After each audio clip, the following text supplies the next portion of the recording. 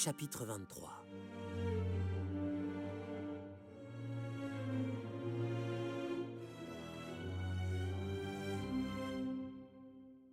Avant même d'avoir atteint l'extrémité du corridor, Mace Windu perçut la profonde tristesse de Yoda.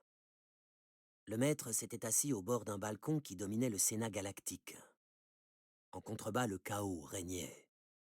Mugissements et protestations, opinions exprimées à haute voix et leur contraire, l'agitation générale sembla frapper une corde sensible chez Mace Windu. Il comprit alors la tristesse de Yoda et la partagea. C'était là le gouvernement que lui-même et les autres membres de son ordre si fiers avaient promis de protéger. Mais, à cet instant précis, très peu de sénateurs paraissaient mériter cette protection. Ici et là, les erreurs commises par la République apparaissaient comme une mise à nu sous les yeux de Mace Windu. Pour Maître Yoda, toute cette mascarade bureaucratique semblait inévitablement entraver toute forme de progrès véritable. C'était ce chaos même qui avait favorisé l'avènement de Dooku et de ses séparatistes. C'était cette mascarade qui donnait sa crédibilité à toutes les revendications et autorisait les organisations les plus cupides, comme la Fédération du commerce, à exploiter impunément la galaxie. L'athlétique maître Jedi atteignit le bout du couloir et alla s'asseoir à côté de Yoda. Il ne dit rien parce que, à cet instant précis, il n'y avait rien à dire. Leurs seules options étaient d'observer et de se battre pour défendre la République. Comme nombre des représentants de cette assemblée leur paraissait ridicule à présent. Mace et Yoda assistèrent à des joutes verbales enlevées entre certains sénateurs. Des poings et d'autres appendices divers furent levés dans les airs de façon menaçante. Sur le podium, de l'autre côté de la rotonde, Mas Amedda attendait, debout, l'air anxieux, tout en tentant de rappeler l'assemblée à l'ordre. Finalement, au bout de très longues minutes, les cris s'atténuèrent. « Silence! Silence !» répéta Mas Amedda plusieurs fois, essayant visiblement de faire en sorte que les choses n'échappent pas à nouveau à toute forme de contrôle. Le chancelier Palpatine s'avança jusqu'au centre du podium et parcourut le grand amphithéâtre des yeux, croisant les regards de nombreux politiciens, insistant silencieusement sur la gravité de la situation. « En l'absence regrettable de la sénatrice Amidala, dit-il enfin, s'exprimant lentement et distinctement, la parole est donnée à Jar Jar Binks, représentant en chef de Naboo. » Mais il s'adressa un coup d'œil à Yoda. Celui-ci ferma les paupières en entendant la tornade de quolibets et de hurrahs exprimés à volume égaux. Tout le monde dans le Sénat savait ce qui allait se produire. Tout le monde comprenait que la menace qui pesait sur eux risquait de déchirer à tout jamais le tissu du corps politique. Mace regarda à nouveau vers le centre de la coupole. Il repéra enfin Jar Jar Binks, flanqué de 2 assistants Gungan, en train d'approcher du podium à bord de son balcon volant. « Sénateur, déclara Jar Jar. d'air chélégué, » Les rires furent aussi assourdissants que les précédents échanges verbaux, mais l'humour de la déclaration s'estompa bien vite et les hurlements reprirent. « Tenez bon, Jar Jar !» murmura Mace en regardant la plateforme et le pauvre Gungan dont le visage et les oreilles étaient à présent rouges de confusion. « Silence ! Ordonna Mas Amedda depuis son podium. Que le Sénat ait au moins la courtoisie de laisser le représentant s'exprimer !» L'assemblée se calma. Mas Amedda fit un signe de tête à Jar Jar, et ce dernier agrippa fermement la rambarde de son balcon. « En réponse à la menace directe sur la République, » commença le Gungan parlant à haute et intelligible voix, Missa propose que le Sénat accorde immédiatement les pleins pouvoirs d'urgence au chancelier suprême. il y eut un bref moment de silence. Les membres de l'assistance échangèrent quelques regards. Graduellement, des applaudissements retentirent et des cris de protestation fusèrent des factions adverses. Les acclamations l'emportèrent rapidement sur les huées de l'opposition. Bien qu'elle ne soit pas présente, Mace comprit qu'Amidala était la cause d'un tel engouement. Pendant toutes ces années, elle avait travaillé dur pour gagner la confiance des autres. Tout ce travail avait conduit à cette victoire si cruciale, Si quelqu'un d'autre qu'un représentant de Naboo, qu'un délégué officiel mandaté par Amidala avait suggéré pareille motion, une mesure si drastique, alors l'issue du débat n'aurait certainement pas été aussi claire. Mais le jour même où la jeune politicienne avait décidé de s'opposer à la création de cette armée, nombreux étaient ceux qui, partageant ce même avis, s'étaient alliés à sa cause. Les éclats sonores durèrent encore quelques minutes. Les injures s'estompèrent et les acclamations n'en prirent que plus de poids. Finalement, le chancelier Palpatine leva les mains pour demander le silence. C'est avec grande répugnance que j'ai accepté cette réunion extraordinaire. Commença Palpatine. J'aime la démocratie. J'aime la République. Je suis de nature paisible et ne souhaite aucunement assister à la destruction de cette démocratie. Ce pouvoir que vous me confiez, je compte bien y renoncer une fois cette crise résolue. Je vous le promets. Et comme premier acte découlant de cette autorité nouvelle, j'appelle à la création d'une grande armée républicaine afin de contrer la menace croissante des séparatistes. La machine est donc lancée, dit Mace à Yoda. Le petit maître Jedi hocha la tête de façon sinistre. Je vais rassembler les Jedi qui nous restent et partir pour Geonosis afin d'aider Obi-Wan. Et rendre visite, je vais, à ces généticiens de Kamino pour voir cette armée qu'ils ont créée pour la République, ajouta Yoda. Ensemble, les deux Jedi quittèrent la grande salle du Sénat. L'endroit ressemblait à toutes les salles d'audience qu'on rencontrait à travers la galaxie. Une pièce circulaire, divisée par des rambardes incurvées, et dotée de hautes tribunes sur l'arrière afin d'accueillir la foule des curieux. Mais les représentants de cour, en train de s'installer à leur place, confirmèrent à Padmé que toute ressemblance avec un palais de justice ordinaire s'arrêtait là. Poggle le Bref, archiduc de Geonosis, présidait le procès, assisté de Sun Fac, son secrétaire géonosien personnel. Il n'y aurait clairement aucune possibilité de s'exprimer librement, songea Padmé en apercevant également les autres membres du prétoire, constitués de sénateurs séparatistes, ainsi que de dignitaires appartenant aux diverses guildes de négociants et au clan bancaire intergalactique. Elle les observa attentivement, remarquant la haine viscérale qui se lisait dans leurs yeux. Ce ne serait ni une audience, ni un procès. Non, ce serait une pure déclaration de haine et rien d'autre. Padmé ne fut donc guère surprise lorsque Sun Fac fit un pas en avant et déclara « Vous êtes accusé et reconnu coupable d'espionnage. Avez-vous quelque chose à ajouter avant que la sentence ne soit prononcée ?» enchaîna l'archiduc Poggle le Bref. Peu troublée, la farouche politicienne regarda le géonosien droit dans les yeux. « Vous commettez un acte de guerre, archiduc. J'espère que vous êtes préparé à en assumer les conséquences. » Le géonosien pouffa. « Nous fabriquons des armes, sénatrice. La guerre est notre affaire. Bien sûr que nous sommes préparés. »« Qu'on en finisse !» cria Nut Gunray installé sur le côté. « Prononcez la sentence. Je veux la voir souffrir. » Padmé se contenta de secouer la tête. Tout ceci parce qu'elle avait contrecarré les plans du Neimoïdien visant à exploiter sa planète du temps où elle était reine de Naboo. Tout ceci parce qu'elle ne s'était pas aplatie devant Gunray et ses sbires. Et dire qu'elle avait accordé sa grâce aux Neimoïdiens après sa défaite sur Naboo. « Votre autre ami Jedi vous attend, sénatrice !» annonça l'archiduc Poggle le Bref. Il fit un signe à ses gardes. « Qu'on les conduise dans l'arène !» À l'arrière de la salle, un jeune garçon écoutait attentivement. Il releva les yeux vers son père, parfaite réplique en plus âgé de lui-même. « Tu crois qu'ils vont les livrer aux fauves ?» demanda Boba Fett. Jango Fett regarda son fils si impatient et poussa un petit rire. « Oui, Boba. » Il avait à maintes reprises parlé à Boba des jeux qui se déroulaient dans les arènes de Geonosis.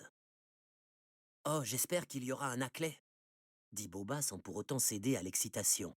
« Je veux voir si cette créature est aussi puissante qu'on le dit. » Jango sourit et hocha la tête, amusé de constater que son fils se passionnait déjà pour de telles choses, heureux de le voir ainsi n'éprouver aucun sentiment dans un moment pareil. Boba était parvenu à demeurer parfaitement pragmatique, même en apprenant qu'il allait assister à l'exécution de 3 personnes. Il avait appris à assimiler la situation avec ce sang-froid et cette détermination qui lui permettrait de survivre dans cette galaxie si rude. Et il apprenait vite. La quantité d'informations qu'on était en train de télécharger dans les mémoires de C3PO aurait dû complètement saturer le droïde. Son conditionnement aurait été parfait si l'essentiel de ces banques de données n'avait pas déjà été occupé par des programmes linguistiques. C3PO décida donc de s'appliquer à traduire sous de multiples formes toutes les instructions et, faisant cela, il réussit à occuper suffisamment ses matrices pour ne pas se plier aux ordres. Cette subtilité échappa totalement aux individus chargés de le conditionner. Au bout de quelques heures de ce régime, ils le firent sortir de la salle des programmes et le conduisirent jusqu'à un grand hall de rassemblement. Là, C3PO entendit un gémissement plaintif autant que familier. R2 cria-t-il en tournant la tête. Son compagnon au dôme si reconnaissable était en train de travailler sur une console. Il fit pivoter son œil électronique et poussa une autre plainte. Mon pauvre R2 gémit C3PO. Disant cela, il leva sa visée laser devant ses yeux et ajusta son tir sur le boulon d'entrave qui retenait son ami prisonnier. Un seul rayon fusa, qui frôla la coque du droïde astromécano et envoya le boulon rouler sur le sol. « Hé !» cria l'un des droïdes instructeurs en courant vers C3PO. « On dirait bien que celui-ci a besoin d'être reprogrammé !» déclara un autre. Le chef des droïdes de maintenance étudia brièvement la situation avant de secouer le dôme qui lui servait de tête. « Non, dit-il, y a pas de dégâts. Faites-le ressortir d'ici et conduisez-le à l'embarquement. » Et ils emmenèrent C3PO. Peu de temps après leur départ, R2D2 s'écarta de sa console sans se faire remarquer. Puisque les droïdes inoffensifs qui travaillaient dans cette salle étaient tous parés de boulons d'entrave, il n'y avait pas un seul garde en vue. Le petit droïde s'empressa de détaler. Le tunnel était sombre, sinistre à souhait et relativement calme, à l'exception d'un écho occasionnel provenant de la foule immense rassemblée sur les gradins de l'arène. On avait préparé un simple chariot, un engin de forme ovale, ouvert à l'arrière et à la proue, descendant en pente douce vers le sol. L'appareil ressemblait à une tête d'insecte dont on aurait tranché la partie supérieure. Anakin et Padmé y furent conduits sans le moindre ménagement, puis attachés face à face à un râtelier. Tous deux manquèrent de perdre l'équilibre lorsque le chariot se mit en mouvement et s'enfonça en glissant silencieusement dans le tunnel. « N'aie pas peur », chuchota Anakin. Padmé lui sourit, affichant une expression de calme imperturbable. « Je n'ai pas peur de mourir, » répondit-elle d'une voix grave et douce. « J'ai l'impression de mourir un peu plus chaque jour depuis que tu es revenu dans ma vie. »« De quoi parles-tu » Alors elle se confessa. Des paroles authentiques et chaleureuses. « Je t'aime. » Et les mots submergèrent le jeune homme. « Tu m'aimes » demanda-t-il bouleversé. « Tu m'aimes ? Je croyais que tu avais décidé de ne pas tomber amoureuse, que tu seras alors forcée de vivre ton existence dans le mensonge, que cela nous détruirait tous les deux. » « Je pense de toute façon que nos vies respectives sont sur le point d'être détruites, » répondit Padmé. « Mon amour pour toi est une énigme, Anakin. Une question à laquelle je ne trouve aucune réponse. Je ne peux plus le contrôler, et je m'en moque à présent. Je t'aime sincèrement, profondément, et je voulais que tu le saches avant que nous soyons exécutés. » Padmé se pencha par-dessus ses liens et inclina légèrement la tête de côté. Anakin fit de même. Ils s'approchèrent suffisamment l'un de l'autre pour que leurs lèvres s'effleurent en un doux baiser, un baiser qui se prolongea, qui s'intensifia. Un geste qui leur confirma qu'ils auraient dû tous les deux se confier l'un à l'autre longtemps auparavant. Un baiser qui ruinait définitivement leur détermination à renier les sentiments qu'ils éprouvaient l'un pour l'autre. Et cela ne dura qu'un instant, car d'un claquement de son fouet, le conducteur du chariot fit sortir son attelage du tunnel. Ils débouchèrent en pleine lumière et traversèrent lentement les sables de l'immense arène dont les gradins regorgeaient de spectateurs géonosiens. 4 poteaux de torture, très solides, d'environ 1 mètre de diamètre, avaient été fichés au centre de la piste. Chacun de ces poteaux était doté de lourdes chaînes. Une silhouette familière venait d'y être attachée. « Obi-Wan !» cria Anakin en descendant de la charrette. Il fut entraîné par ses tortionnaires et attaché au poteau voisin de celui de son maître. « Je commençais à me demander si tu avais bien eu mon message, » répondit Obi-Wan. Tous deux frissonnèrent quand ils virent que Padmé, sans le moindre ménagement, était à son tour traînée et brutalement enchaînée au poteau le plus proche de celui d'Anakin. Ils la virent se recroqueviller un peu sur elle-même en une posture défensive un peu futile. Ce qu'ils ne virent pas, en revanche, c'était que Padmé, toujours pleine de ressources, avait glissé dans sa main un petit fil de fer qu'elle avait jusque-là dissimulé dans sa ceinture. « J'ai retransmis le message comme vous me l'aviez demandé, maître, » expliqua Anakin. « Ce n'est qu'après que nous avons décidé de venir à votre rescousse. »« Bon travail !» répondit prestement et de façon sarcastique Obi-Wan. Il poussa un grognement lorsqu'on lui tira les bras bien au-dessus de la tête pour les enchaîner solidement au poteau. Anakin et Padmé reçurent un traitement similaire. Ils parvinrent cependant à se tourner légèrement de côté et assistèrent à l'arrivée dans les tribunes des dignitaires, ces maîtres de cérémonie dont ils ne connaissaient que trop bien les visages. « Les félons qui se trouvent devant vous ont été accusés d'espionnage contre le système souverain de Geonosis. » annonça Sun Fac. Ils ont été condamnés à mort. La sentence va être immédiatement exécutée dans cette arène. Une acclamation tonitruante retentit aux oreilles du trio de suppliciés. « On peut dire qu'ils apprécient le spectacle, » dit sèchement Obi-Wan. Dans la loge des dignitaires, Sun Fac céda la place à l'archiduc Poggle le Bref. Celui-ci leva les mains devant lui pour réclamer le calme. « J'ai décidé que les jeux d'aujourd'hui devaient être particulièrement distrayants, » annonça-t-il. Des grondements d'appréciation parcoururent la foule. Et je me suis posé encore et encore la même question. Lequel de nos chers petits animaux sera-t-il à même de s'occuper de l'exécution de criminels aussi prestigieux? J'ai longtemps réfléchi sans trouver de réponse. Finalement, j'ai choisi... Il marqua une pause très théâtrale et la foule se mit à murmurer. « Le Ric !» conclut Poggle le Bref. Une lourde porte fut hissée le long d'un des murs de l'arène. Un énorme quadrupède aux épaules massives, à la tête allongée, aux trois cornes redoutables, l'une saillant de son groin et les deux autres jaillissant de part et d'autre de sa large gueule, sortit en pleine lumière. Il était aussi haut qu'un Wookie, aussi large qu'un humain était haut et mesurait près de 4 mètres de long. Il fut poussé vers le centre de l'arène par une rangée de picadors, équipés de longues lances, montés sur des créatures bovines au museau allongé. Lorsque les cris de la foule se furent calmés, Poggle surprit l'assistance tout entière en proclamant « J'ai aussi choisi le Nexus. » Une deuxième porte s'ouvrit, révélant une massive créature féline. Sa tête était extraordinaire. Moitié moins longue que le reste de son corps et percée d'une gueule garnie de crocs acérés, capable de couper un être humain en deux. Une crête de fourrure lui courait du crâne jusqu'à la croupe, se prolongeant en une queue fouettante.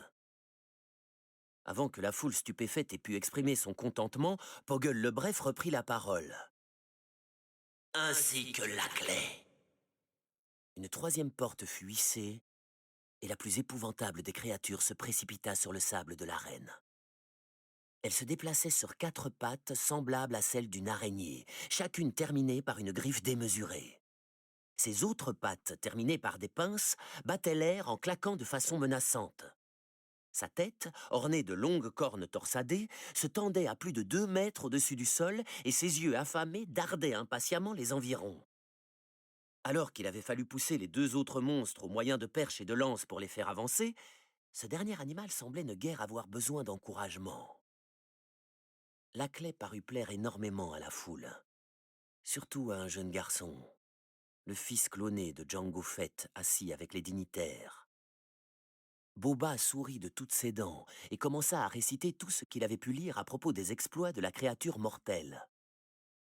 Bon, eh bien au moins ça promet d'être amusant. Pour eux en tout cas, se lamenta Obi-Wan observant la frénésie croissante dans les gradins. Quoi ? Fit Anakin. Laisse tomber. répondit Kenobi. Tu es prêt à te battre? Me battre? Rétorqua Anakin, l'air sceptique, levant les yeux vers ses poignets enchaînés, puis reportant son attention sur les trois monstres. Après avoir arpenté l'arène de long en large, ceux-ci semblèrent enfin comprendre que l'heure du dîner avait sonné. Il faut bien que les spectateurs en aient pour leur argent, non? Demanda Obi-Wan. Tu prends celui de droite, je m'occupe de celui de gauche. Et Padmé? Tous deux se tournèrent vers elle et découvrirent que leur astucieuse compagne d'infortune était parvenue, grâce à son petit fil de fer, à crocheter l'un des cadenas de ses chaînes. Faisant maintenant face au poteau de torture, elle l'escalada et se mit au travail sur le deuxième verrou qui entravait son autre poignet. Apparemment, elle domine bien la situation, commenta Obi-Wan d'un ton amusé. Anakin baissa la tête juste à temps pour voir arriver droit sur lui le redoutable Reek. Agissant purement par réflexe, le jeune Jedi fit un bond vers le haut et la bête entra en collision avec le poteau juste en dessous de lui. Saisissant l'opportunité, Anakin retomba sur le dos de l'animal et enroula sa chaîne autour d'une de ses solides cornes. Le Reek rua et tira violemment sur la chaîne. Celle-ci fut arrachée de son support. La monture et son cavalier se lancèrent dans un rodéo effréné, le Reek ruant de plus belle, Anakin s'accrochant du mieux qu'il pouvait. Le jeune homme abattit l'extrémité de la chaîne contre la tempe de l'animal. Le Reek saisit le lien de métal entre ses dents et ne lâcha plus prise, offrant ainsi à Anakin des rênes improvisées. Les spectateurs étaient aux anges. Après avoir enregistré tous les plans nécessaires dans ses mémoires, R2-D2 n'eut guère de difficulté à se repérer dans l'immense complexe industriel. Le petit droïde progressait en roulant tranquillement, sifflotant de façon détachée pour ne pas attirer l'attention des nombreux géonosiens qui allaient et venaient dans l'usine. Aucun d'entre eux ne sembla s'intéresser à lui, et R2-D2 en comprit la raison au gré de quelques mots surpris çà et là. Une triple exécution était en train de se dérouler. Il devina aussitôt l'identité des trois condamnés à mort. Il continua son chemin, zigzagant à travers le complexe, évitant autant de géonosiens que possible, passant devant ceux qu'il ne pouvait contourner avec un air décontracté, essayant de donner l'impression d'être affairé. Il savait que la foule des natifs serait plus nombreuse à l'approche de l'arène. Il espéra simplement que les géonosiens seraient trop absorbés par les événements pour prêter attention à un petit droïde de navigation. Obi-Wan comprit rapidement pourquoi Laclaire remportait les faveurs de la foule. La créature se cabra et fonça droit sur lui. Obi-Wan, au dernier moment, parvint à contourner le poteau et la bête s'y écrasa, enfonçant ses terribles pinces dans le bois et le métal. Soudainement libéré de ses liens par la fureur de l'animal, Obi-Wan tourna les talons et détala en direction du picador le plus proche. Laclais se lança à ses trousses. Le géonosien menaça le Jedi de sa lance. Obi-Wan esquiva et se saisit de l'arme. Il tira brusquement dessus pour s'en emparer, puis il donna un coup violent sur les flancs de la monture du picador, l'obligeant à battre en retraite. Sans perdre un instant, Kenobi planta fermement sa lance dans le sol et s'en servit comme d'une perche pour sauter par-dessus le bovin et son cavalier. Laclais, ayant pris une route plus directe, vint heurter de plein fouet le picador et sa monture, envoyant le géonosien rouler à terre. Le monstre se jeta aussitôt sur le picador et le broya d'un simple coup de pince. Au sommet de son poteau, Padmé était en train de travailler frénétiquement à se débarrasser définitivement de sa dernière entrave. Le Nexu, la créature à l'aspect félin, essaya d'escalader le pilori, tendant ses griffes redoutables vers la jeune femme. Padmé évita le coup, le Nexu glissa jusqu'au sol et repartit à l'assaut. Padmé lui fouetta alors la gueule de l'extrémité libre de sa chaîne. Mais cela n'arrêta pas la créature, qui s'employa à déchiqueter le poteau au fur et à mesure de son ascension. Soudain, en un bond puissant, elle atteignit le sommet et se dressa sur ses pattes arrière devant la jeune femme en poussant un rugissement victorieux. La foule se tut, sentant qu'elle allait assister à la première mise à mort. Le Nexus gifla l'air avec l'une de ses pattes. Padmé esquiva en se tournant dans le sens inverse. Les griffes de la bête déchirèrent sa tunique et lui éraflèrent le dos, mais Padmé se rétablit et frappa violemment la créature en pleine gueule avec l'extrémité de sa chaîne. Le Nexus partit à la renverse et bascula du poteau. Padmé, n'en ayant pas terminé, fit un bond de côté. Elle sauta dans le vide au bout de sa chaîne et descendit en tournoyant autour du pilori. Tout en glissant, elle replia ses jambes et administra un violent coup de pied double à l'animal qui venait de s'écraser au sol. Ne prenant pas le temps de vérifier l'efficacité de son œuvre, elle escalada de nouveau le poteau et se remit frénétiquement au travail sur le cadenas qui la retenait encore prisonnière. La foule à l'unisson hurlait de joie. « Imbécile !» hurla Nut Gunray depuis la loge des dignitaires. « Elle n'a pas le droit de faire ça. Faites quelque chose. Abattez-la. »« Ouah !» cria Boba Fett visiblement admiratif. Django posa une main sur l'épaule de son fils, appréciant le spectacle autant que le jeune Boba. « Le Nexu va se charger d'elle, vice-roi !» assura Poggle le Bref au Neimoïdien, agité de tremblements nerveux. Gunray s'était levé, comme toutes les autres personnes présentes dans la loge, comme tous les spectateurs présents dans les gradins de l'arène. La foule poussa un nouveau cri de stupeur au spectacle d'Obi-Wan contournant en courant la monture du picador pour planter la lance dont il venait de se saisir dans le cou de Laclais déchaîné. La bête poussa un hurlement de douleur et d'un coup de patte envoya balader la pauvre monture apeurée au sol. Un peu plus loin, Padmé tentait toujours de se libérer de sa dernière entrave. Le Nexu recouvra ses esprits et s'avança en grognant vers le poteau.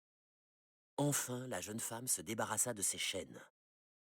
Mais le Nexu se trouvait à présent juste au-dessous d'elle. Il releva la tête, la mort dans le regard, un filet de bave dégoulinant entre les crocs de son immense mâchoire. Il se recroquevilla alors, prêt à bondir, et fut immédiatement piétiné par le riik sur lequel était juché Anakin. « Ça va ?» demanda le jeune homme. « Très bien. Monte en croupe !» cria Anakin. La jeune femme ne se fit pas prier, elle sauta du poteau de torture et se rétablit juste derrière Anakin. Ils passèrent près de Laclais, blessé et enragé, et Obi-Wan attrapa la main que lui tendait Padmé. Il s'installa rapidement derrière les deux autres. Boba Fett avait poussé un cri de stupeur, à l'instar de presque tous les Géonosiens rassemblés sur les gradins. Nut Gunray, cependant, ne semblait guère trouver le spectacle à son goût. « Mais enfin! Cela ne devrait pas se passer comme ça !» cria-t-il au comte Dooku. « Elle devrait être morte à présent !»« Patience, » lui répondit très calmement le comte. « Non, ça suffit !» hurla Gunray. « Django, abattez-la !» Django adressa un regard amusé à Nut Gunray. Le comte Dooku lui fit signe de ne pas bouger, et Django acquiesça d'un hochement de tête entendu. « Patience, vice-roi, » dit Dooku à Gunray à présent hors de lui. « Elle va mourir. » Tout en parlant, avant même que le Neimoïdien ait eu le temps d'exploser de colère, Dooku fit un geste en direction de l'arène. Un groupe de droïdes Ekaz venait de pénétrer en roulant sur la piste. Ils entourèrent le riik et les trois prisonniers, puis se déployèrent en position de combat, obligeant ainsi Anakin à tirer violemment sur sa bride improvisée afin d'arrêter la créature. « Vous voyez ?» demanda très calmement Dooku, dont l'expression se modifia en l'espace d'un instant lorsqu'un bourdonnement familier retentit juste à côté de lui. Il jeta un bref coup d'œil vers sa droite et aperçut la lame violette d'un sabre laser pointée sur le cou de Jango Fett. Il releva les yeux pour en découvrir le propriétaire. « Maître Windu, » dit-il de son ton charmeur si typique. « Comme c'est aimable de vous joindre à nous. Vous arrivez juste à temps pour assister au moment de vérité. Je pense que vos deux jeunes recrues auraient dû suivre un entraînement plus intensif. »« Désolé de vous décevoir, Dooku, » répondit froidement Mace. « Mais la fête est terminée. » Disant cela, le maître Jedi exécuta un bref salut de la pointe de sa lame étincelante, un signal prédéterminé, et rapprocha un peu plus son arme du cou de Jango Fett. Alors, sur tous les pourtours du stade, se produisirent des éclairs de lumière parfaitement synchronisés. Une centaine de chevaliers Jedi venaient d'activer simultanément leurs sabres laser. La foule se tut complètement. Après quelques secondes de réflexion, le comte Dooku se tourna légèrement de côté pour regarder Mace Windu du coin de l'œil.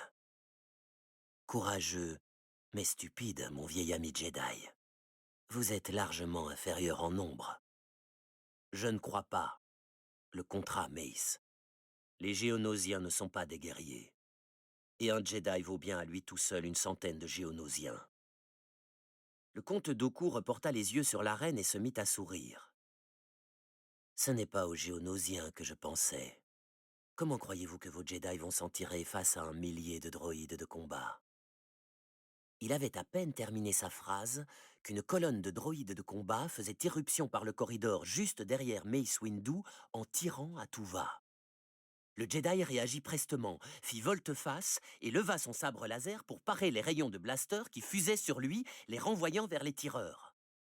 Il comprit immédiatement que cette poignée de droïdes n'était qu'un avant-goût. Il releva la tête et découvrit la raison de l'expression si confiante de Dooku. Des milliers de droïdes de combat venaient de surgir par tous les accès et les escaliers qui desservaient l'arène en contrebas. Le combat démarra sur le champ, et le stade fut bientôt plongé dans un ouragan de rayons laser. Les Jedi bondissaient, tournoyaient, se regroupant en formation de défense, parant frénétiquement tous les traits mortels qui fusaient vers eux. Les Géonosiens cédèrent à la panique. Certains tentèrent de s'attaquer aux Jedi et furent rapidement mis hors de combat. D'autres se mirent à courir en tous sens pour échapper aux rayons. Mace Windu pivota, comprenant que ses plus redoutables ennemis se trouvaient juste derrière lui. Il se retrouva face à Jango Fett qui levait vers lui le canon d'un lance-flamme. Une tornade infernale jaillit de l'arme en direction du maître Jedi, mettant le feu à son ample manteau. Le Jedi fut contraint de bondir hors de la loge, se propulsant dans les airs au moyen de la force pour atterrir sur le sable de l'arène. Il se débarrassa de son manteau, toujours en train de brûler, et le jeta à terre. Tout autour de lui, le combat s'intensifiait. Certains Jedi affrontaient les Géonosiens des gradins, tandis que d'autres sautaient sur la piste pour livrer bataille à l'important contingent de droïdes de combat. Mace frissonna en apercevant Obi-Wan, Anakin et Padmé soudainement désarçonnés par une ruade du Riik. Il voulut faire un signe aux autres Jedi, mais n'en eut pas besoin. Ceux qui se trouvaient à proximité des trois condamnés, à présent vulnérables, se précipitaient déjà pour leur porter secours. On confia alors des sabres laser à Obi-Wan et à Anakin. Lorsque ceux-ci en activèrent enfin la lame, verte pour Anakin, bleue pour Obi-Wan, et que Padmé vint se poster entre eux deux, tenant en main un blaster qu'elle venait de ramasser, Mace poussa un soupir de soulagement. Mais le répit fut de courte durée et le maître Jedi se remit immédiatement en mouvement, faisant tournoyer sa lame furieusement en un flou de lumière, renvoyant les rayons laser mortels qui fondaient sur lui vers la multitude de droïdes de combat. Il rejoignit Obi-Wan au centre de l'arène. Dos à dos, ils passèrent à l'action, s'avançant au beau milieu d'un escadron de droïdes, parant de nombreux rayons, pivotant à l'unisson, tranchant dans le métal de leurs adversaires.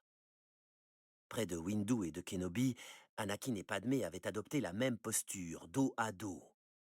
Anakin s'employait à assurer leur défense, parant chacun des rayons qui fusaient vers eux. Padmé, elle, choisissait ses cibles avec soin, abattant les uns après les autres droïdes de combat et géonosiens. Malgré tous leurs efforts et le nombre croissant d'ennemis, droïdes et natifs de la planète en quantité égale qui gisaient au sol, l'issue du combat commençait à se profiler. Les Jedi étaient sur le point d'être submergés.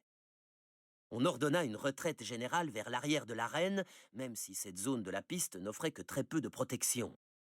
D'autant que les deux monstres encore debout, cavalant en tous sens, broyaient tous ceux qui se trouvaient sur leur passage.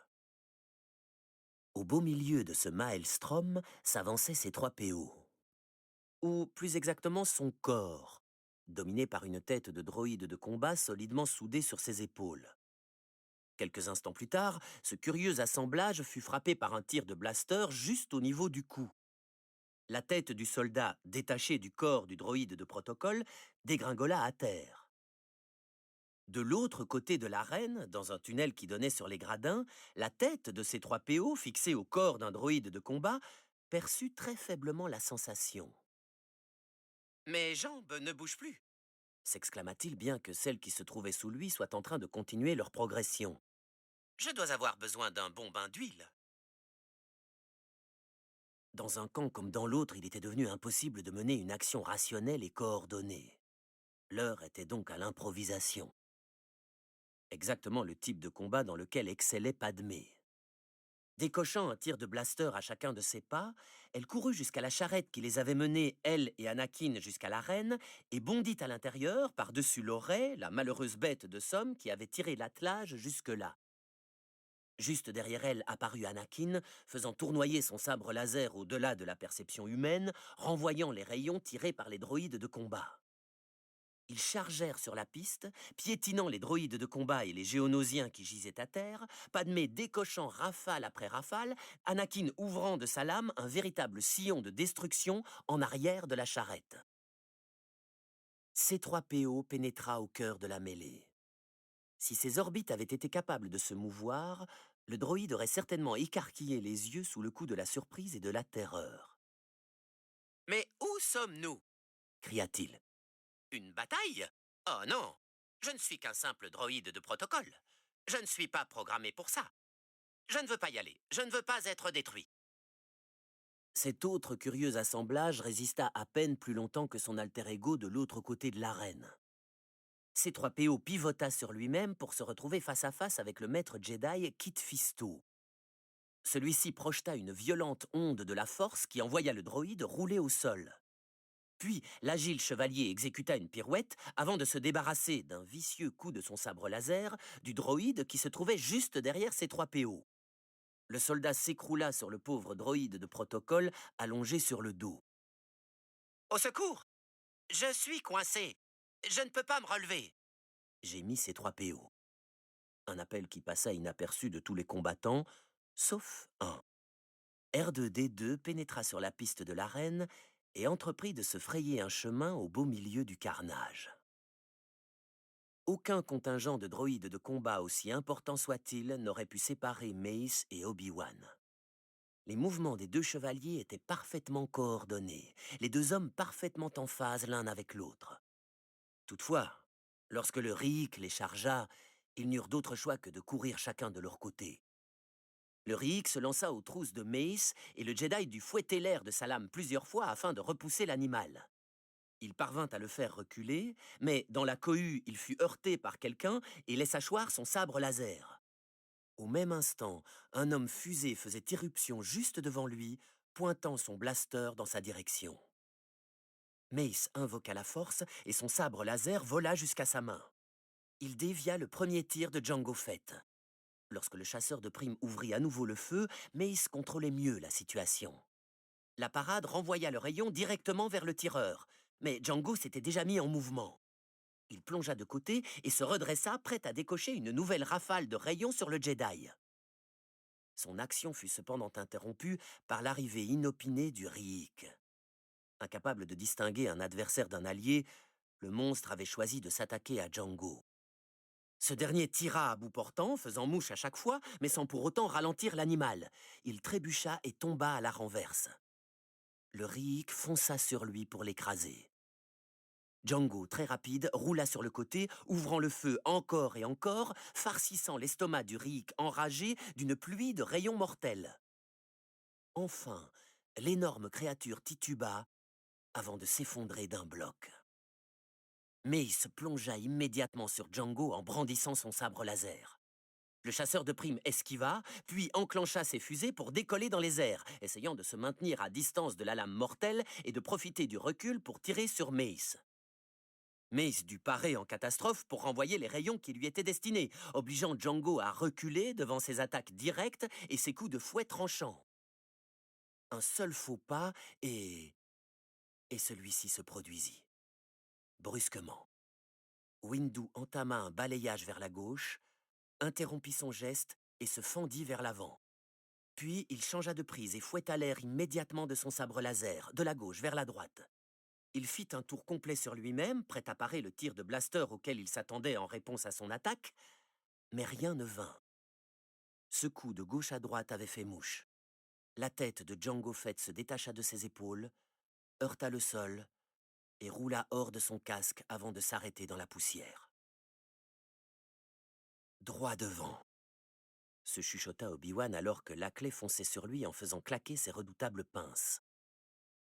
Kenobi feinta vers la gauche, puis vers la droite avant de plonger vers l'avant en direction de l'animal. Il se rétablit entre les pattes puissantes et les pinces du monstre, se redressa et plongea la lame brûlante du sabre laser qu'on lui avait confié en plein dans la poitrine de la clé. Dégageant son arme, le Jedi fit un bond au moment où la créature se laissait tomber en avant pour l'écraser sous son propre poids. Kenobi retomba en douceur sur le dos de la clé, ficha plusieurs fois sa lame dans la chair de la bête avant de sauter à nouveau sur le sol. Droit devant, se répéta-t-il alors que l'animal enragé se redressait pour le charger encore. Obi-Wan perçut un rayon laser arrivant sur lui, pivota d'un quart de tour, dévia le rayon et l'envoya directement dans la gueule de la clé.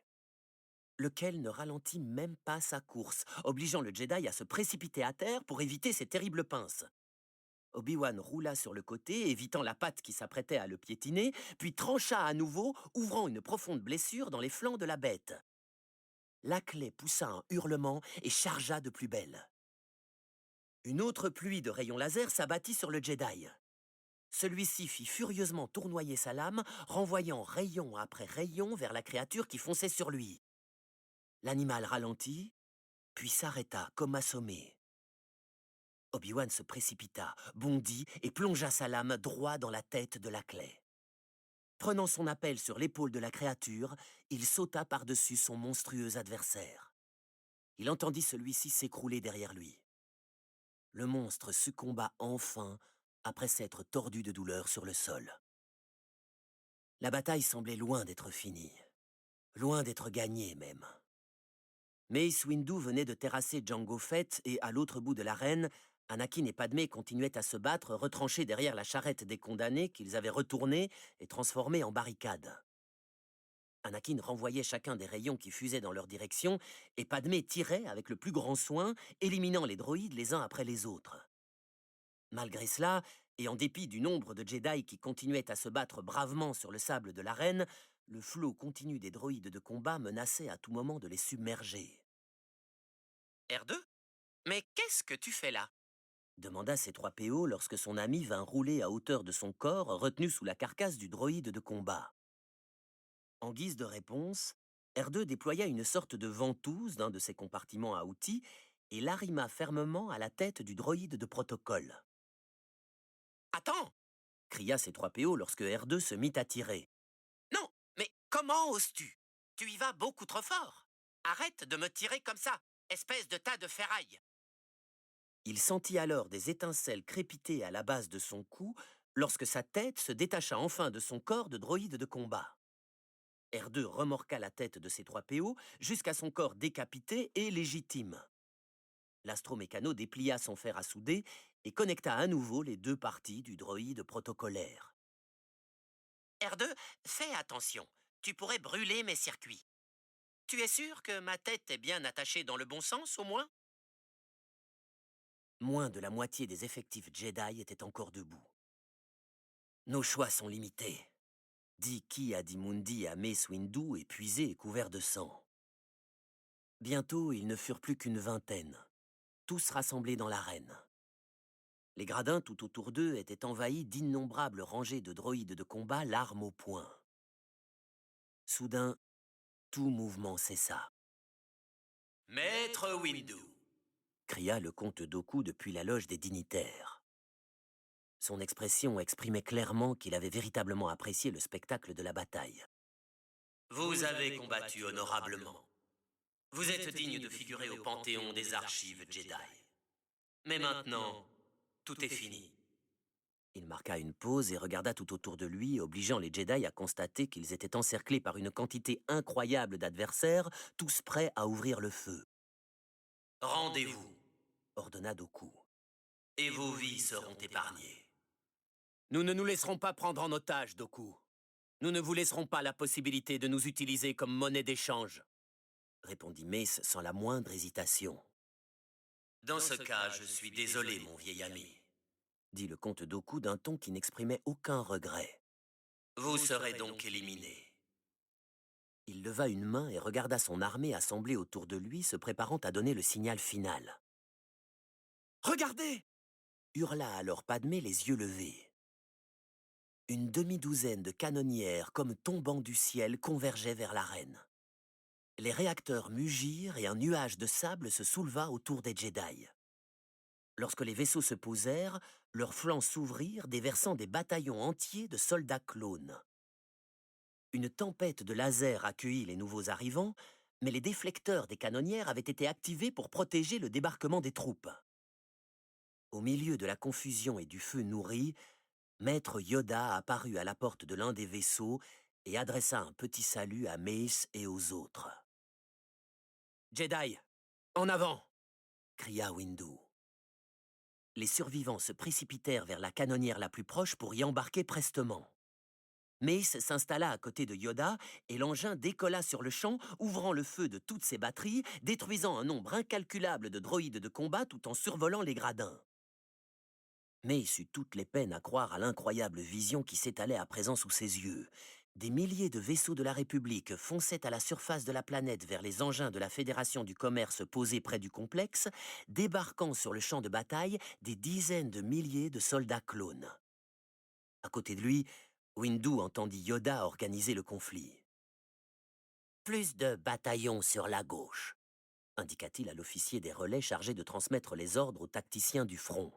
« Les encercler, nous devons, puis les diviser. »« Oh, R2, tu m'as reconstitué !» pleura C-3PO. Au terme de quelques efforts, il parvint à se relever. Il se rendit compte alors du vacarme qui régnait dans l'arène au bout du tunnel.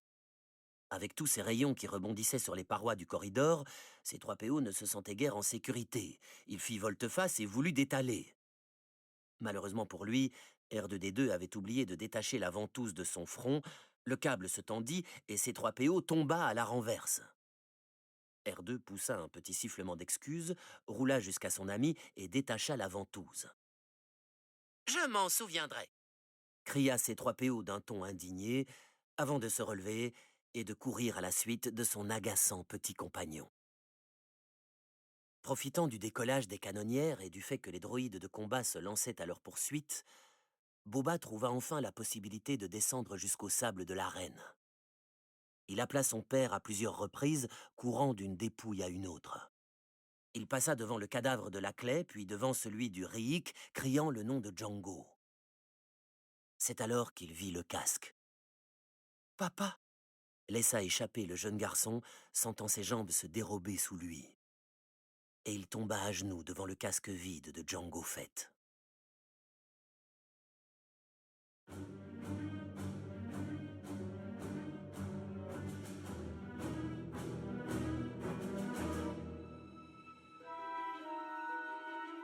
Chapitre 24.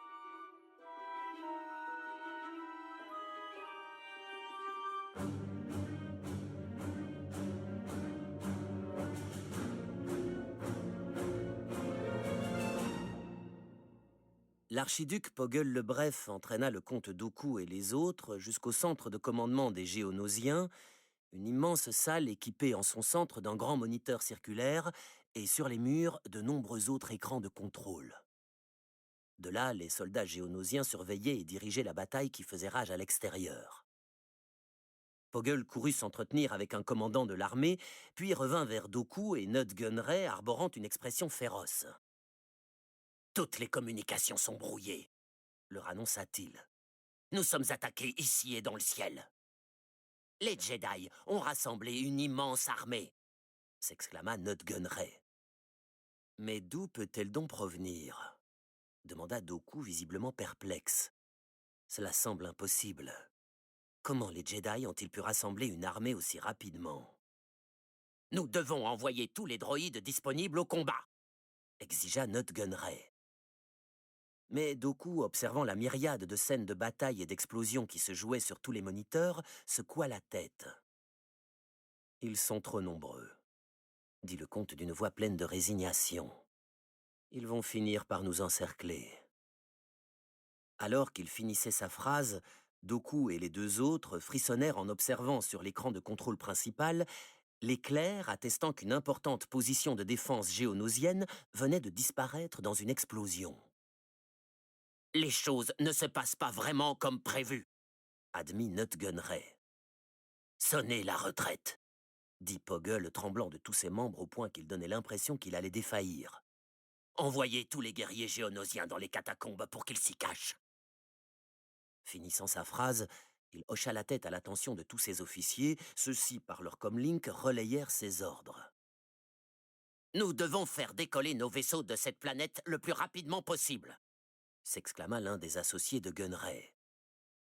Celui-ci, réfléchissant brièvement aux propos de son congénère, hocha la tête. Puis il reporta son regard sur les scènes de dévastation retransmises par la multitude d'écrans. « Je retourne sur Coruscant », annonça Dooku. « Mon maître ne laissera certainement pas la République s'en tirer si facilement après cette trahison. » Poggle le Bref traversa la salle en courant, rejoignit une console et y pianota quelques codes qui déclenchèrent l'affichage d'un schéma technique représentant une arme de la taille d'une petite planète. Il sauvegarda les données sur un disque qu'il sortit ensuite de son lecteur avant de le confier à Dooku. « Les Jedi ne doivent pas découvrir nos travaux, » insista l'archiduc. « S'ils se rendent compte de ce que nous avons l'intention de construire, nous sommes perdus. » Dooku s'empara du disque. « J'emmène vos schémas avec moi, » dit-il.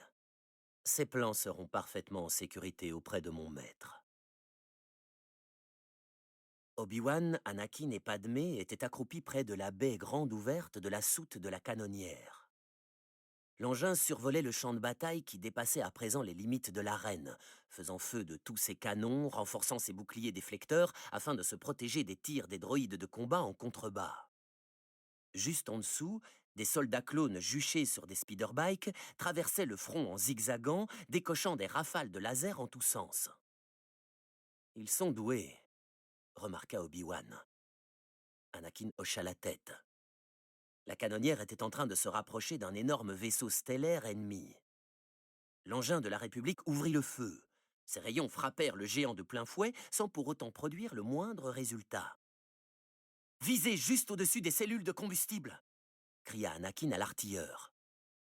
Ce dernier procéda à une légère modification et pressa à nouveau la détente. D'énormes explosions secouèrent le croiseur et celui-ci commença alors à prendre de la gîte. La canonnière, ainsi que tous les autres appareils qui croisaient dans le secteur, changèrent de cap pour contourner l'énorme vaisseau endommagé. « Bien pensé !» lança Obi-Wan à son padawan avant de se retourner pour s'adresser à l'équipage. « Ces engins spatiaux de la Fédération du Commerce sont sur le point de décoller. Mettez-les en joue. »« Ils sont trop volumineux, maître, » répondit Anakin. « Les fantassins vont devoir les attaquer directement. » La canonnière survola en trombe le champ de bataille en pleine expansion. Elle fila à travers une pluie de lasers, évita une série d'explosions. La scène n'était plus qu'un immense spectacle de destruction et de frénésie. Mace Windu secoua la tête et regarda Yoda. Ils étaient tous deux maîtres Jedi, et pourtant ils n'avaient jamais eu l'occasion d'assister à pareille empoignade. « Capturer Dooku, nous devons, » dit Yoda de sa voix calme et modulée, qui, au beau milieu de ce chaos, eut un effet apaisant sur Mace. Si à s'échapper il réussit, d'autres systèmes à sa cause il ralliera. Mace regarda le petit maître Jedi et hocha la tête. « Capitaine, posez-vous à ces coordonnées de ralliement, » ordonna-t-il au clone qui pilotait la canonnière. Le pilote, obéissant, atterrit prestement à l'endroit indiqué. Mace, Ki-Adi-Mundi et un détachement de soldats clones mirent pied à terre. Yoda ne suivit pas le mouvement. « À notre poste avancé de commandement, emmenez-moi, » ordonna-t-il. Et la canonnière reprit l'air. Dès que l'engin fut posé dans la zone relativement sûre qui avait été réquisitionnée comme poste avancé, le commandant clone courut jusqu'à la porte ouverte de l'appareil pour s'adresser au maître Jedi. « Maître Yoda, toutes nos positions avancées sont en train de gagner du terrain. »« très bien, dit Yoda. « Concentrez vos tirs sur les vaisseaux les plus proches. »« À vos ordres. » Le commandant clone fit volte-face et relaya les ordres à ses chefs de section. Peu de temps après, les groupes de tête commencèrent à sélectionner leurs cibles de façon plus coordonnée. Les tirs concentrés réussirent là où les explosions sporadiques avaient échoué, et les vaisseaux ennemis furent détruits l'un après l'autre. La canonnière transportant Obi-Wan et ses compagnons ralentit et vira brusquement. Elle contourna la tourelle d'un canon droïde suffisamment vite pour empêcher la batterie de pivoter dans l'étang. Un ouragan de feu détruisit complètement la position, mais le canon était parvenu à décocher un unique tir qui ébranla sérieusement le vaisseau républicain. « Accrochez-vous !» hurla Obi-Wan s'agrippant au montant de la porte ouverte. « Merci du conseil !» lui rétorqua Padmé. Obi-Wan voulut lui adresser un petit sourire en coin, mais son regard fut attiré par un speeder géonosien en train de prendre la fuite. Une silhouette fort reconnaissable était installée dans le cockpit à ciel ouvert du petit engin.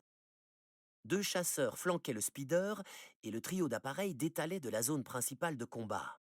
« Regardez, là, en bas !»« C'est Dooku !» cria Anakin. « Abattez-le !»« Nous sommes à court de munitions, monsieur, » répondit le capitaine Clone. « Suivez-le !» ordonna Anakin.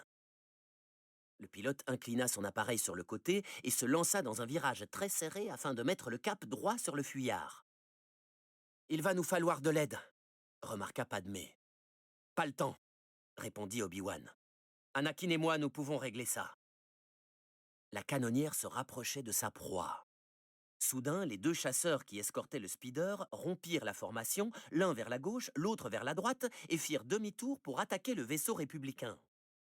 Le pilote clone de la canonnière s'arc-bouta sur ses commandes, faisant rouler son vaisseau pour esquiver les tirs de laser de ses opposants.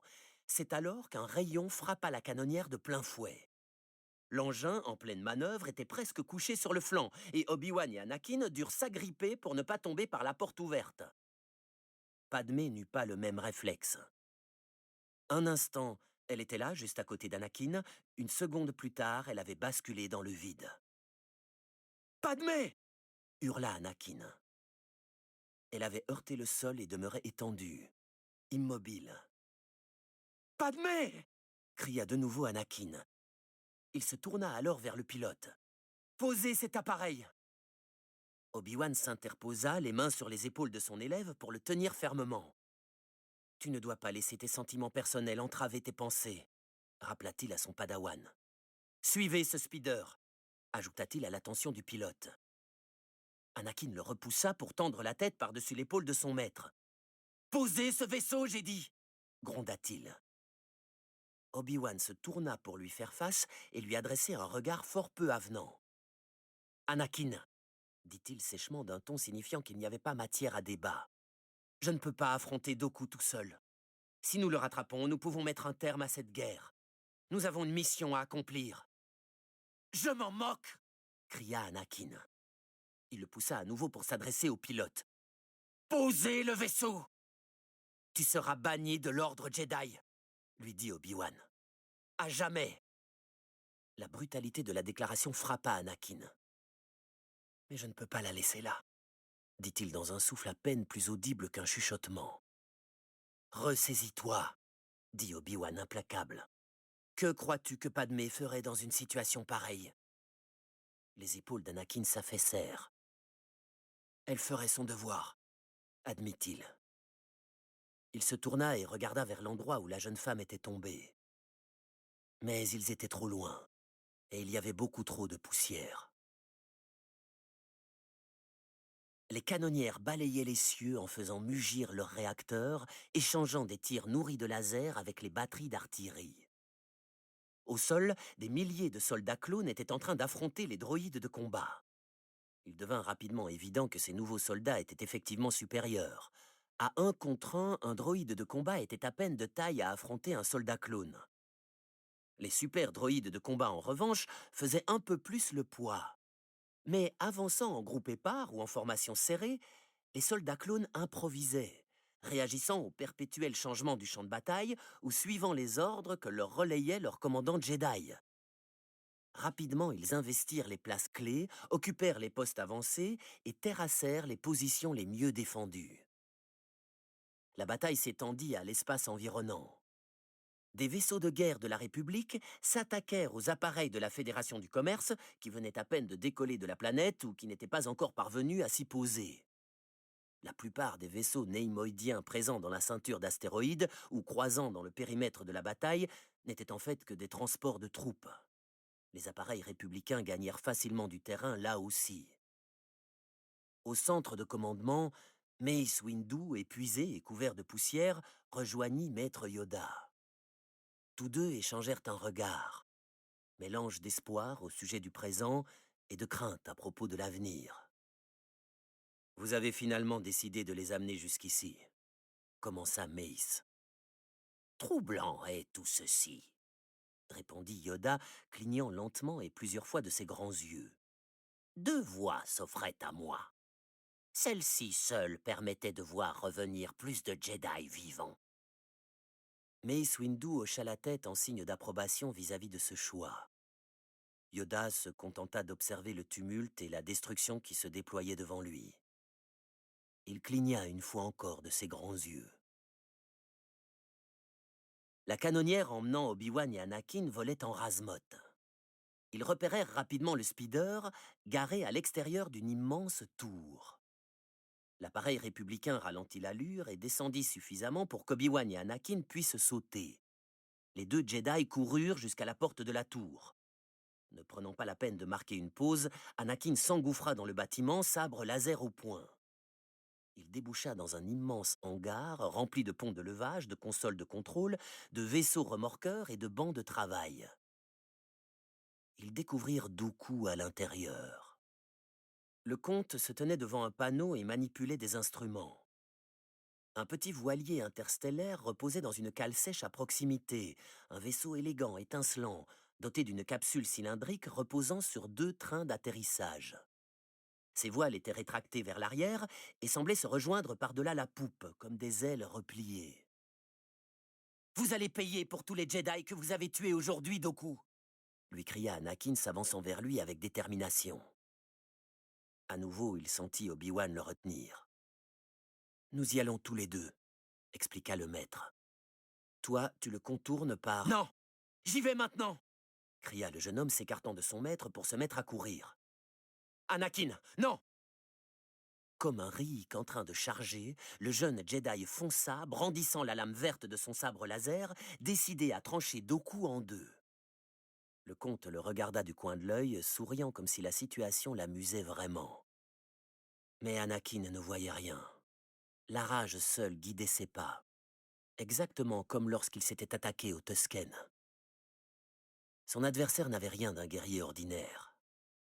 La main de Dooku se leva brusquement en direction du Jedi, projetant un mur invisible aussi solide que du roc et décochant une vague de décharges énergétiques bleutées, totalement inconnues des Jedi, qui soulevèrent le Padawan de terre. D'un nouveau geste de la main, Dooku envoya Anakin voler à travers le hangar. Le jeune homme heurta violemment un mur et glissa jusqu'au sol assommé. Comme vous pouvez le constater, mes pouvoirs Jedi dépassent de très loin les vôtres, dit Dooku calme et confiant. Je ne crois pas. Le contra Obi-Wan s'avançant lentement vers son adversaire, son sabre laser à lame bleue en diagonale au-dessus de son épaule. Dooku sourit et activa son propre sabre à lame rouge. Obi-Wan avança d'abord doucement, puis chargea soudainement, lançant sa lame bleue de la droite vers la gauche. Dans un mouvement presque imperceptible, la lame rouge croisa la bleue, puis se releva brusquement. Le sabre d'Obi-Wan manqua sa cible et s'en alla frapper le vide. D'un léger retournement de poignet, Dooku attaqua, obligeant Obi-Wan à faire un bond en arrière. Ce faisant, il ramena son arme devant lui pour parer. Mais Dooku s'était déjà reculé pour adopter une parfaite position de défense. Contre cette tactique, la soudaine volée d'attaque d'Obi-Wan sembla aussi exagérée qu'inefficace, car Dooku semblait les contrer les unes après les autres, parant ou esquivant, sans pour autant donner l'impression de bouger. Alors qu'Obi-Wan et la plupart des autres Jedi étaient d'excellents sabreurs, le comte Dooku, lui, était un bretteur hors pair, se battant selon une technique ancienne. Une technique qui paraissait bien plus appropriée contre un sabre laser que contre une arme à projectiles comme les blasters. Les Jedi dans l'ensemble avaient abandonné cette vieille technique de duel, considérant qu'elle était dépassée face aux ennemis qu'ils rencontraient le plus souvent dans la galaxie. Mais Dooku s'était entêté à la perfectionner, affirmant qu'il s'agissait là de la plus noble des disciplines de combat. Et l'ancienne technique faisait la preuve de toute son efficacité. Obi-Wan bondit et tourna sur lui-même, frappant sur le côté, dardant son sabre vers l'avant. Mais tous les mouvements de Doku paraissaient infaillibles. Ses gestes suivaient une ligne droite d'avant en arrière et ses pieds se déplaçaient constamment afin de conserver à son corps un équilibre parfait. Il reculait ou attaquait avec une telle vivacité, avec des coups si dévastateurs qu'Obi-Wan était la plupart du temps obligé de battre en retraite. Maître Kenobi, vous me décevez, lança le comte. Yoda a pourtant une bien haute estime de vous. Ces paroles incitèrent Obi-Wan à l'offensive et il chargea avec une série de coups droits et balayages. Mais la lame rouge de Doku se leva en diagonale de gauche à droite, forçant celle de Kenobi à glisser sur le côté. Le chevalier dut à nouveau faire quelques pas en arrière pour reprendre son souffle. « Allons, allons, maître Kenobi, » dit Doku, les lèvres retroussées en un sourire mauvais. « Abrégez vos souffrances. » Obi-Wan se raidit et fit sauter la crosse de son sabre d'une main à l'autre afin de raffermir sa prise. Puis il passa de nouveau à l'action dans un déferlement de mouvements, attaquant férocement, faisant aller sa lame bleue en tous sens, mesurant mieux ses coups cette fois-ci, renversant régulièrement ses angles, transformant brusquement un large balayage en une poussée directe. Doku finit par reculer, agitant sa lame rouge pour tenir Obi-Wan en respect. Kenobi renforça son assaut, mais Doku continuait de se défendre avec application. Quelques instants plus tard, la situation s'inversa de nouveau en sa faveur. Le comte avait conservé son équilibre parfait, prêt à contre-attaquer, alors que le chevalier s'était un peu trop avancé. Ce fut alors au tour de Doku d'attaquer. Sa lame rouge frappa et se rétracta avec une telle rapidité que toutes les tentatives de parade de la part d'Obi-Wan se soldèrent par des coups dans le vide. Obi-Wan fut alors obligé de battre en retraite encore, et chacun des coups de son adversaire semblait progressivement et irrémédiablement sur le point de faire mouche. Doku fit soudainement un pas en avant, visiblement prêt à frapper Obi-Wan au niveau de la cuisse. La lame bleue fut abaissée pour l'interception, mais, au grand désarroi de Kenobi, le comte interrompit son mouvement et releva brusquement sa lame selon un angle opposé. Obi-Wan n'eut pas le temps de changer la position de son propre sabre, et il n'eut pas le temps non plus d'esquiver suffisamment le coup. La lame rouge de Doku s'enfonça violemment dans son épaule gauche. Kenobi se jeta en arrière. Le comte retira sa lame et celle-ci suivit à nouveau sa course pour frapper la cuisse droite du chevalier. Celui-ci tituba, perdit l'équilibre, heurta un mur. Doku fonça sur lui. Sa lame rouge fit un moulinet à l'intérieur de celle d'Obi-Wan et, d'un brusque mouvement vers le haut, il envoya voler le sabre laser de Kenobi à quelques mètres de là. « Voilà, c'est fini », dit Doku à un Obi-Wan privé de défense. Haussant les épaules, le comte leva bien haut la lame de son sabre et l'abattit en direction de la tête de son adversaire. Une lame verte s'interposa, interrompant le mouvement dans un fracas d'étincelles. Le comte fit un pas en arrière et se tourna pour faire face à Anakin. « C'est très courageux de ta part, mon garçon, mais c'est stupide. Je croyais que tu avais appris la leçon. »« Je comprends vite, mais il faut m'expliquer longtemps, » répondit froidement Anakin. Et il passa à l'attaque si soudainement, si puissamment, sa lame tournoyant si rapidement, qu'on eut alors l'impression que tout son corps était nimbé de lumière verte. Pour la toute première fois, l'expression du comte Doku laissa paraître comme un début de trouble. Son sourire disparut et il dut redoubler d'efforts, esquivant plus que parant, pour tenir la lame d'Anakin à distance. Il essaya de faire un pas de côté, mais fut brusquement arrêté comme s'il venait de s'écraser contre un mur. Il écarquilla les yeux en se rendant compte que le jeune padawan, au beau milieu de la mêlée, avait réussi à invoquer la force pour bloquer sa tentative. « Tes pouvoirs sont peu ordinaires, jeune padawan », le félicita-t-il d'un ton sincère. Son petit sourire lui revint aux lèvres. Graduellement, Doku se retrouva d'égal à égal avec le jeune homme, échangeant avec lui coups et balayages, forçant Anakin à esquiver et à parer à chaque fois qu'il essayait de se fendre pour une nouvelle attaque. « Peu ordinaire », répéta Doku, « mais pas assez extraordinaire pour te sauver toutefois. » Il frappait sauvagement, espérant faire perdre l'équilibre à Anakin comme il l'avait fait avec Obi-Wan. Mais le jeune homme entêté maintenait sa position. Sa lame verte allait à gauche, à droite, vers le bas, avec tant de force et de précision qu'aucun des coups de Doku n'atteignait sa cible. À quelques mètres de là, Obi-Wan comprit que le duel ne durerait pas longtemps. Anakin dépensait beaucoup plus d'énergie que le redoutable Doku, et dès que le jeune Jedi commencerait à montrer des signes de fatigue, Obi-Wan devait tenter quelque chose. Il essaya de se relever, mais saisi par une vague de douleur, il retomba à terre. Il rassembla ses pensées, comprenant qu'il valait mieux s'en remettre à la force. Il rampa jusqu'à son sabre laser et l'empoigna fermement. « Anakin !» appela-t-il tout en lançant l'arme en direction du jeune Padawan. Anakin l'attrapa au vol sans même interrompre le flux de ses attaques. D'un geste brusque, il retourna la poignée dans sa main et activa la lame afin d'intégrer ce nouvel atout dans son jeu. Obi-Wan l'observa, admiratif. Anakin manipulait les deux sabres en parfaite harmonie, les faisant tournoyer en tous sens avec une vitesse et une précision effarantes. Il devina que le comte Dooku devait ressentir la même admiration. Sa lame rouge étincelait, se mouvant avec la même précision, parant attaque après attaque, réussissant même une ou deux fois à contrer le barrage de lumière que lui opposait Anakin. Le cœur d'Obi-Wan se chargea d'espoir lorsqu'il vit le Padawan foncer soudainement vers son adversaire, levant sa lame verte bien au-dessus de son épaule pour l'abattre sur Dooku. Kenobi comprit immédiatement, avant même de remarquer que la lame bleue de son élève était en train de se soulever dans la direction opposée, que la première lame repousserait le sabre laser du comte, ouvrant ainsi la voie à la seconde lame pour porter les stockades. Mais Dooku se repositionna de façon incroyablement rapide et la lame verte d'Anakin s'abattit dans le vide. Dooku tendit sa lame droit devant lui, interceptant le sabre bleu du Padawan. La main du comte Dooku se retourna vers le haut et l'intérieur, puis vers l'extérieur, créant une torsion soudaine qui fit sauter le sabre laser bleu de la main d'Anakin.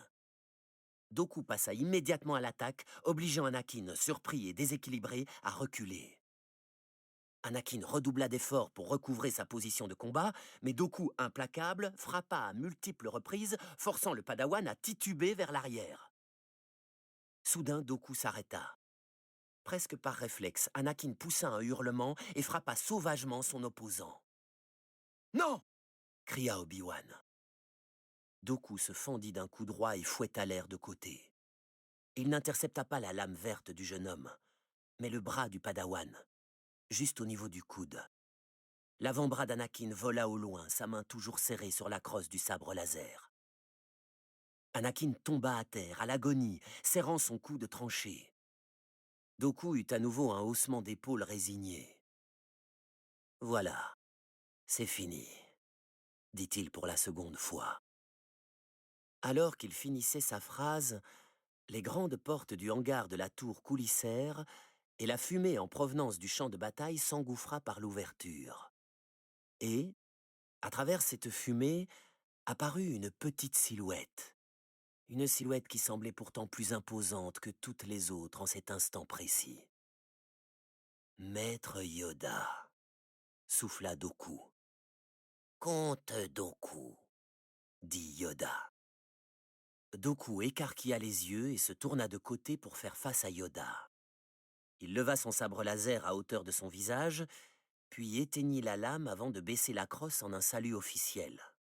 « C'est la dernière fois que vous contrecarrez nos plans. » De sa main libre, Dooku fit un geste en direction d'une pièce de moteur traînant à terre. Celle-ci vola en direction du petit Jedi pour l'écraser. Yoda agita la main et, se servant de la force, envoya voler la pièce au loin. Dooku se concentra sur le plafond, en détacha d'énormes blocs qui dégringolèrent alors vers Yoda.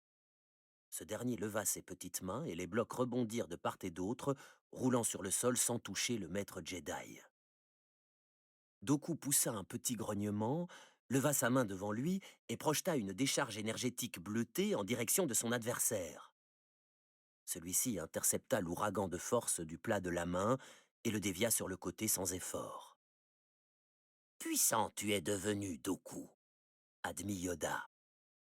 Le comte sourit, mais Yoda s'empressa d'effacer ce sourire en ajoutant « Le côté obscur en toi, je sens. » « Je suis devenu bien plus puissant que n'importe lequel des Jedi, » rétorqua Dooku.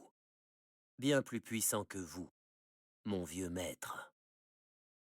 De nouveaux éclairs jaillirent des doigts de Doku, et Yoda les arrêta encore avant de les repousser, paraissant plus à l'aise dans sa position de défense. Beaucoup à apprendre tu as encore, remarqua Yoda. Il semble évident que l'issue de ce duel ne dépendra pas de nos aptitudes à maîtriser la force, mais de nos talents de bretteur au sabre laser, rétorqua l'autre. Yoda, s'inclinant, dégaina son sabre laser et en activa la lame verte. Doku l'imita en tout point. Ses formalités terminées, il fonça sur son adversaire en une attaque aussi soudaine que dévastatrice, qui n'atteignit pas son but. D'un geste imperceptible, Yoda venait de dévier le coup. Les actions de Doku se transformèrent en un acharnement sauvage, le genre de déchaînement dont il n'avait pas fait preuve face à Obi-Wan et Anakin, et les coups se mirent à pleuvoir vers le petit maître Jedi. Yoda pourtant ne semblait pas bouger d'un iota. Il ne prit même pas la peine de faire un pas en arrière ou de côté. Ses esquives subtiles et ses parades précises rendaient inoffensifs tous les coups et balayages exécutés par Doku. L'échange dura pendant un long moment. À terme, les attaques de Doku se ralentirent. Le comte, acceptant l'inutilité de sa tentative à terrasser son opposant, fit brusquement un pas en arrière. Mais pas assez vite. Dans une démonstration soudaine de puissance à l'état brut, Maître Yoda bondit en avant.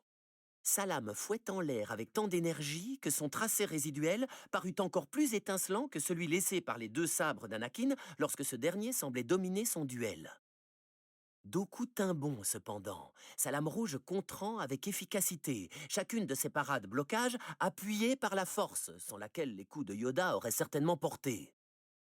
Au moment même où il s'apprêtait à lancer une contre-attaque, Yoda disparut. Le maître Jedi bondit très haut dans les airs, effectua un saut périlleux, se rétablit parfaitement juste derrière Doku et frappa avec détermination. Doku renversa sa prise et projeta son arme derrière lui, interceptant l'attaque. Il lança son sabre vers le haut, le lâcha brièvement, fit demi-tour et le rattrapa sans même perdre le contact avec la lame de Yoda. Poussant un grondement de colère, Doku invoqua la force, la laissant affluer en lui comme si son corps n'était plus qu'un vecteur de la manifestation physique de cette énergie. Le tempo de ses attaques s'accéléra soudainement et considérablement. 3 pas en avant, 2 pas en arrière, le tout dans un équilibre parfait.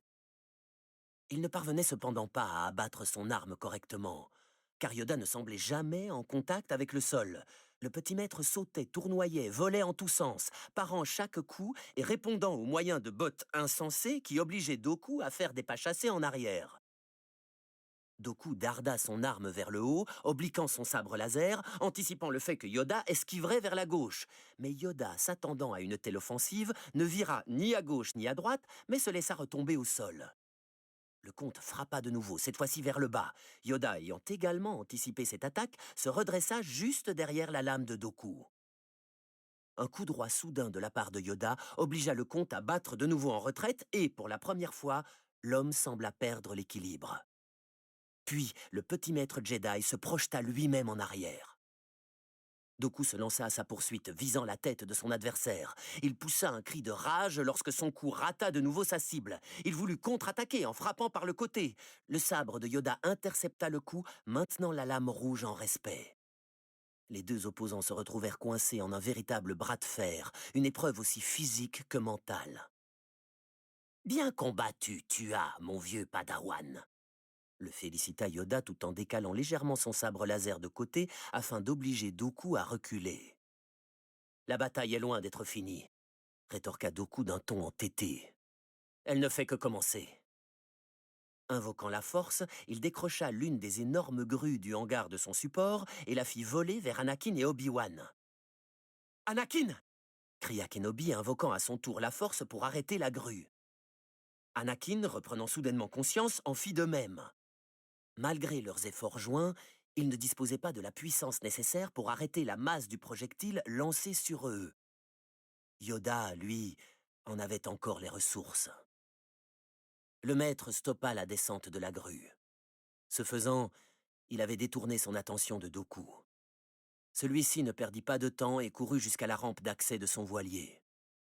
Au moment où Yoda déposait doucement la grue à terre, les moteurs de l'engin spatial se mirent à vrombir, et les 3 Jedi, impuissants, regardèrent le comte Dooku prendre la fuite. Anakin et Obi-Wan rejoignirent Yoda qui était visiblement épuisé. Padmé fit irruption par la porte et se précipita sur Anakin pour tenter de panser du mieux qu'elle pouvait sa blessure. « D'un sombre jour, il s'agit, » déclara Yoda tout doucement.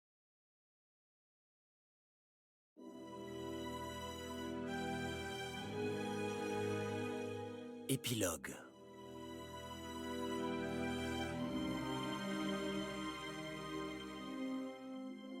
Dans les entrailles de Coruscant, un élégant voilier solaire replia délicatement ses ailes avant d'adopter un mode de propulsion plus conventionnel. Il se posa en silence sur le trottoir défoncé devant un immeuble visiblement abandonné. Le comte Dooku débarqua de son vaisseau et s'avança dans l'ombre de l'immeuble. Une silhouette encapuchonnée l'attendait. Dooku s'approcha du sinistre individu et s'inclina respectueusement. « La force est avec nous, maître Sidious. »« Soyez le bienvenu, seigneur Tyrannus, » répondit le Sith. « Vous avez bien agi. Je vous apporte de bonnes nouvelles, monseigneur. La guerre a commencé. »« Excellent, » dit Sidious dont la voix rocailleuse se mit à siffler. Sous les sombres replis de l'impressionnante capuche, le seigneur noir afficha un large sourire. Tout se déroule comme prévu. À l'autre bout de la ville, l'ambiance était des plus sombres dans le temple Jedi. Nombreux étaient ceux qui pleuraient la perte d'un ami ou d'un collègue. Obi-Wan et Mace Windu regardaient par la fenêtre de l'appartement de Yoda. Le petit maître, lui, était assis sur une chaise de l'autre côté de la pièce à méditer sur les événements. « Croyez-vous ce que vous a déclaré Dooku concernant le contrôle opéré par Sidious sur le Sénat ?» demanda Obi-Wan, rompant soudainement le silence pesant. « Ça n'a aucun sens, non ?» Mace voulut répondre, mais Yoda intervint. « Peu fiable Dooku est devenu. Sombré dans le côté obscur, il a. Mensonges, trahison et abus de confiance sont dans sa façon à présent. Quoi qu'il en soit, je crois que nous devrions garder un œil sur le Sénat, » ajouta Mace. Yoda acquiesça. Après quelques instants de calme réflexion, Mace adressa un regard chargé de curiosité à Obi-Wan. « Où est ton apprenti ?»« En route pour Naboo, » répondit Obi-Wan. « Il escorte la sénatrice Amidala jusqu'à chez elle. » Mace hocha la tête.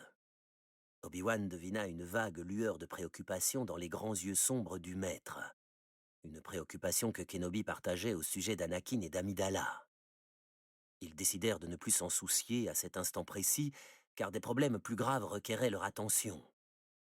Encore une fois, ce fut Obi-Wan qui rompit le silence. « Je dois admettre que sans les clones, nous n'aurions pas remporté la victoire. »« La victoire ?» répéta Yoda avec un grand scepticisme. « La victoire, tu dis ?» Obi-Wan et Mace Windu se tournèrent à l'unisson vers le maître Jedi, devinant clairement la grande tristesse qui noyait le son de sa voix. « Maître Obi-Wan, d'une victoire il ne s'agit pas, » reprit Yoda. « Le voile du côté obscur pèse sur nous. De débuter vient juste la guerre des clones. » Ces paroles semblèrent se figer dans l'air juste au-dessus d'eux. Des propos chargés d'émotion, de préoccupation. Une prédiction des plus funestes que personne au sein du Conseil Jedi ne s'était permis jusque-là d'imaginer. Les sénateurs Bail Organa et Mas Amedda flanquaient le chancelier suprême Palpatine, alors que celui-ci, depuis son balcon, observait les déploiements de l'armée de la République. Sous leurs yeux, des dizaines de milliers de soldats clones marchaient au pas en formation serrée. Une procession bien ordonnée qui avançait en colonne vers les passerelles d'accès aux énormes appareils d'assaut. Une profonde tristesse marquait les traits fins de Bail Organa. Lorsqu'il releva la tête vers le chancelier suprême, il lut une sinistre détermination dans les yeux de celui-ci. Sur la lointaine planète Naboo, dans une roseraie dominant un lac étincelant, Anakin et Padmé se tenaient par la main. Anakin portait sa tunique Jedi de cérémonie et Padmé était vêtue d'une splendide robe blanche à motif floral. Anakin conservait son nouveau bras mécanique le long de son corps, ouvrant et fermant les doigts par pur réflexe. Devant eux se tenait un prêtre Naboo, les bras levés au-dessus de la tête des jeunes gens, récitant les anciens textes du mariage. Une fois l'union proclamée, R2D2 et ses 3 PO, seuls témoins de la cérémonie, applaudirent et sifflotèrent leurs félicitations. Puis, Anakin Skywalker et Padmé Amidala échangèrent leur premier baiser en tant que mari et femme.